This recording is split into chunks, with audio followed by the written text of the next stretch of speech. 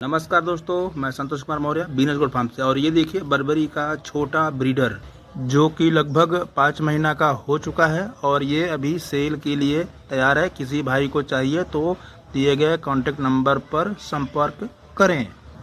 अच्छा हाइट और अच्छा लेंथ में है और इसका नाम जग्गू रखा गया है। मैंने अपने बहुत सारे वीडियोस में आपको दिखाया है।